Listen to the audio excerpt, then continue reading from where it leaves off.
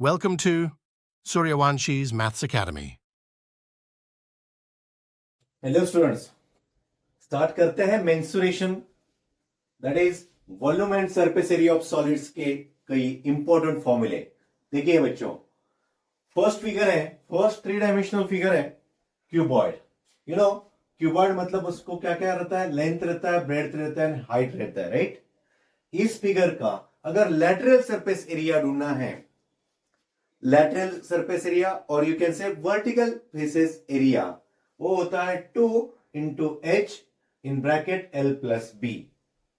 इसी फिगर का total surface area ढूंढना है तो बहुत इजी है, 2 in bracket L B plus B H plus L H. L stands for length, B stands for breadth, H stands for height and volume length into breadth into height, right बच्चों। Second figure है cube. What is the difference between cuboid and cube? Cube में length, breadth and height क्या होता है, same होता है। तो formula क्या बन जाएगा, 4 इंटू साइड स्क्वायर, एल मतलब side of this particular cube, 4l square, ये होता है lateral surface area. Total surface area होगा 6l स्क्वायर एंड वॉल्यूम होगा l क्यूब और side cube. Understood students. Third figure है सिलेंडर। सिलेंडर में क्या क्या रहेगा, देखो ये वाला पार्ट है रेडियस, यहां से लेकर यहां तक ये रेडियस, ये होता है हाइट। इसको कर्व सरफेस एरिया होगा। Curve surface area of cylinder का फॉर्मूला है 2 पाई आर एच। इसी फिगर का अगर ऊपर का और नीचे का एरिया आप ऐड करते हो तो you will get total surface area. तो यू विल गेट, देखो इसमें कर्व सरफेस एरिया में curve surface area plus lower surface area plus upper surface area, you will get total surface area. So formula becomes 2 pi r in bracket r plus h and volume of cylinder is pi r square h. उसके बाद है बच्चों कोन। कोन में क्या क्या रहेगा, ये होगा radius of the base, perpendicular height and slant height. ये तीनों में से कोई भी दो चीजें पता है तो थर्ड चीज फाइंड कर सकते हैं using Pythagoras theorem. So L square is equal to R square plus H square. बच्चों इस फिगर का कर्व सरफेस एरिया का फॉर्मूला है pi R L. Total surface area का फॉर्मूला है pi R in bracket R plus L, while volume of cone का formula है 1/3 pi R square H.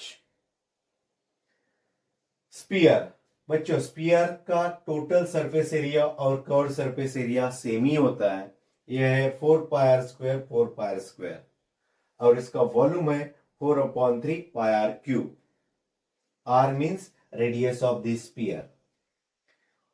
Spear का आधा मतलब हेमीस्फीयर, उसका कर्व सरफेस एरिया ये है 2 pi r स्क्वायर। अगर इसमें ये फ्लैट सरफेस एरिया ऐड करते हो तो टोटल सरफेस एरिया मिल जाएगा 3 pi r स्क्वायर और इस हेमीस्फीयर का वॉल्यूम है 2/3 pi r क्यूब। उसके बाद बच्चों for hollow cylinder, hollow cylinder के थोड़े फॉर्मूले अलग हैं। इसी हॉलो सिलेंडर का अगर आपको थिकनेस ढूंढना है तो ये होता है capital R minus small R, outer radius minus inner radius, that is thickness of this particular hollow cylinder. इसी का क्रॉस सेक्शन एरिया ढूंढना है आपको, ये वाला एरिया, ये है क्रॉस सेक्शनल एरिया, देखो ये वाला, ये एरिया ढूंढना है तो फॉर्मूला है pi in bracket R square minus R square, pi in bracket capital R square minus small R square. Volume of material, इसमें कितना मटेरियल है, हॉलो सिलेंडर में कितना मटेरियल है फाइंड करना है तो pi H in bracket R capital R square minus small R square. Curve surface area is equal to 2 pi H capital R plus small R and total surface area मतलब 2 pi H in bracket R plus R. इसमें आपको ऊपर का और नीचे का area add करना पड़ेगा तो formula becomes total surface area of hollow cylinder is equal to 2 pi in bracket R H plus capital R square minus small R square. यह है हॉलो सिलेंडर के बारे में। और उसके बाद स्पेरिकल शेल।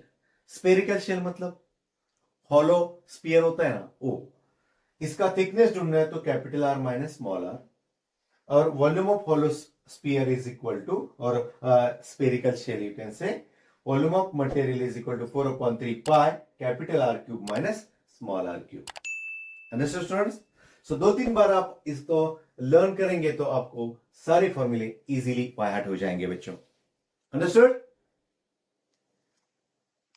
तो बच्चों, चैप्टर रिफ्लेक्शन के कई कंसेप्ट्स, सी इस टॉपिक में ज्यादा फॉर्मूला तो नहीं है, बट ये सारे कंसेप्ट्स आपको पता होने चाहिए। देखिए बच्चों, equation of x axis is y is equal to 0।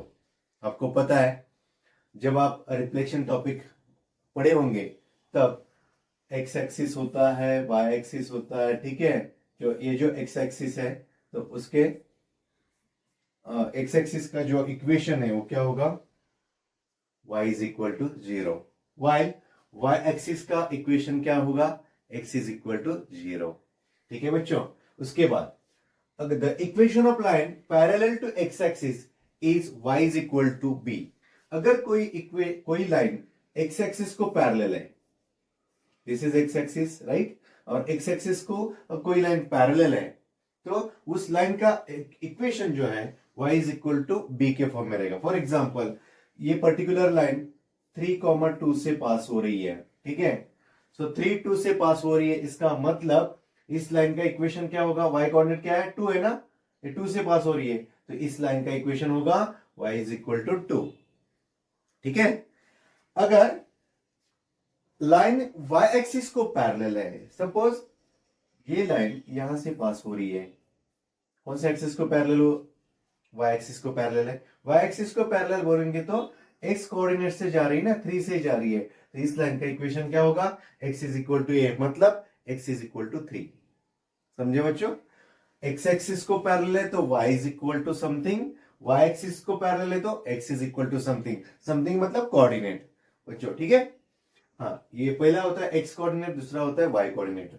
Now the coordinate of any point on x axis is x, 0। x axis पे कोई भी पॉइंट होने दो, सपोज यहां पे एक पॉइंट है, ये पॉइंट, ठीक है, तो इसके सपोज 1 2 और ये 3 है, ठीक है, तो इस पॉइंट के कोऑर्डिनेट्स क्या रहेंगे, 3,0। एक्स एक्सिस पे जो भी पॉइंट है उसका y कोऑर्डिनेट हमेशा क्या रहेगा, 0 रहेगा। ठीक है। And the coordinate of any point on y axis is 0y।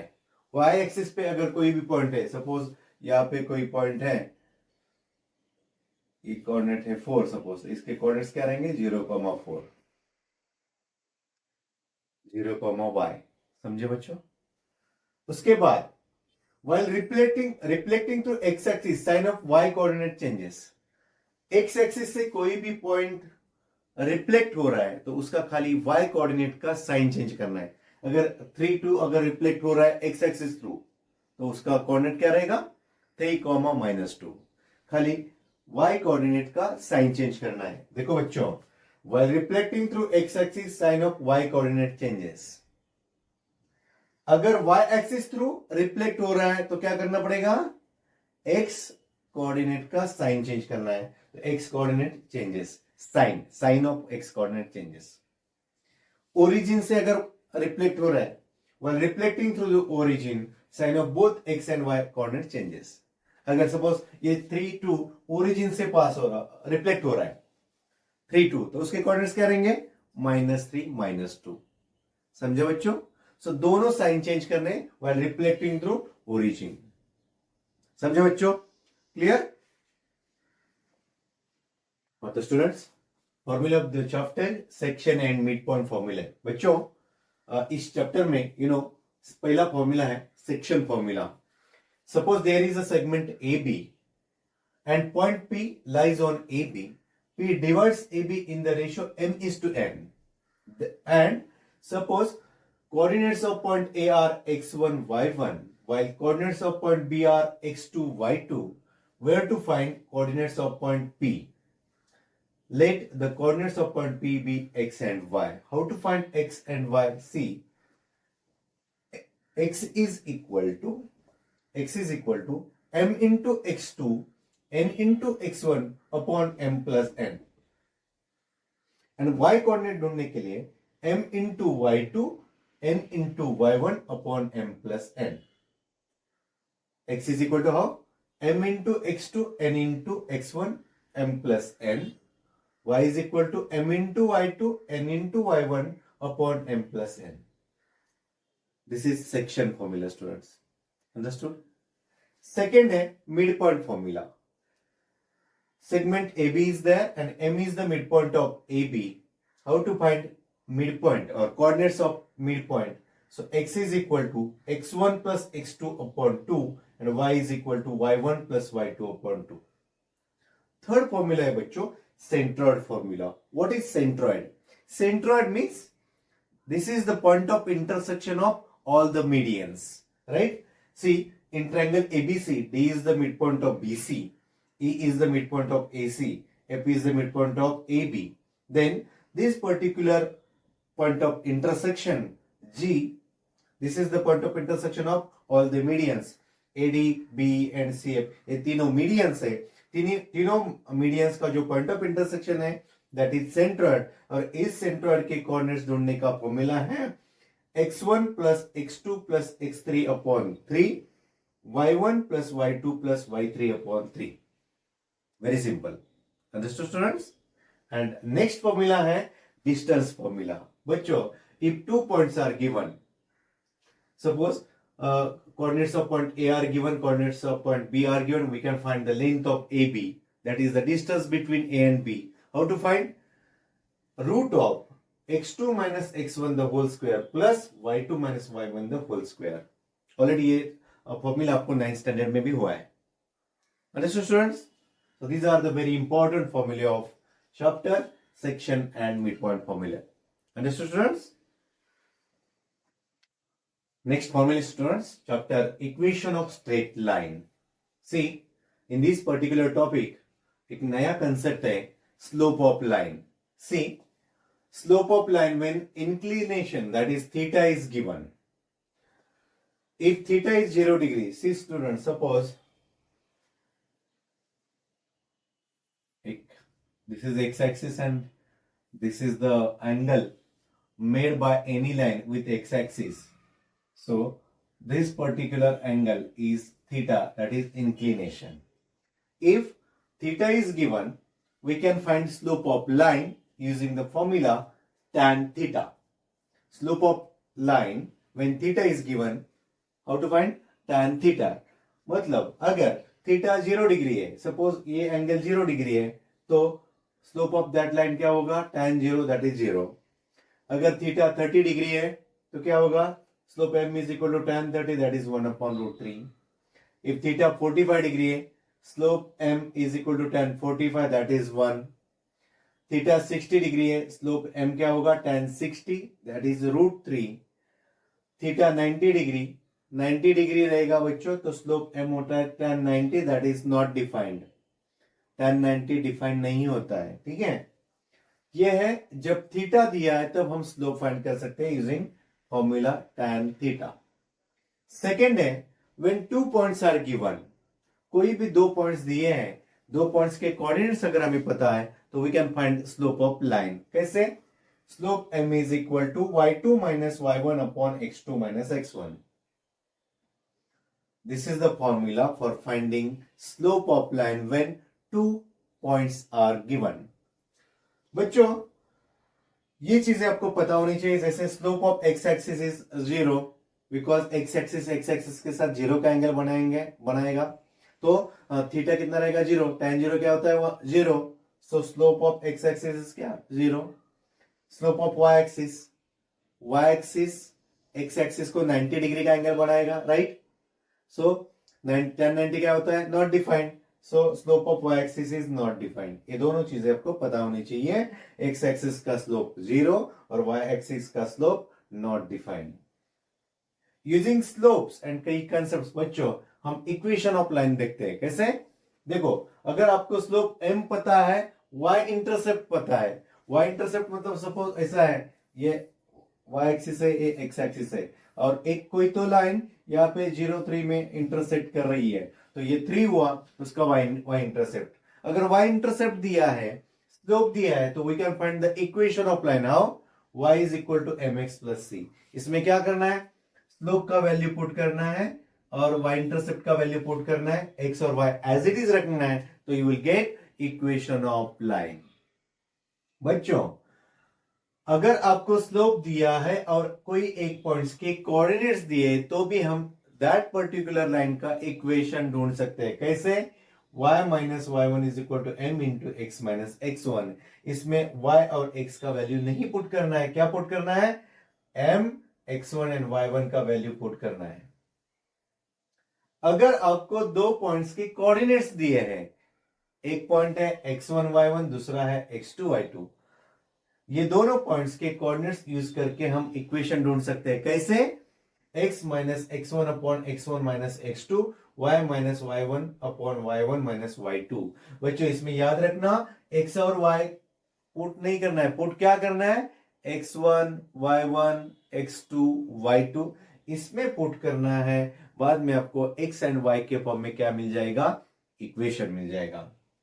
बच्चों, एक चीज याद रखना है, if lines are parallel slopes are equal. अगर ऐसे कोई दो लाइंस है तो दो लाइंस का स्लोप ऑलवेज इक्वल, बट अगर दो लाइंस परपेंडिकुलर है तो दोनों स्लोप का प्रोडक्ट जो होता है वो -1 होता है। m1 into m2 is equal to -1। और बच्चों, कभी कभी आपको 3 पॉइंट्स कोलिनियर प्रूव करना पड़ता है, जैसे a b और c, ऐसे 3 पॉइंट्स है a b और c, और ये तीनों पॉइंट्स आपको अगर कोलिनियर प्रूव करना है तो slope of A B is equal to slope of B C prove करना है, और b is the common point, therefore A B C are collinear. ये वाला कंसेप्ट यहां पे यूज करना है। Either you can prove slope of A B is equal to slope of B C, और slope of A B is equal to slope of A C, and a is the common point in this case, therefore a b c are collinear, because parallel lines में भी slope same होता है और collinear में भी slope same होता है। तो दोनों में डिफरेंस क्या है? पैरेलल में पॉइंट कॉमन नहीं होता है और कोलिनियर में पॉइंट क्या होता है? कॉमन। देखो यहाँ पे बी पॉइंट कॉमन है, यहाँ पे ए पॉइंट कॉमन है। समझे बच्चों? So these are the very important concepts of chapter equation of straight line. Understood, students? Thank you for watching Suryawanshi's Maths Academy.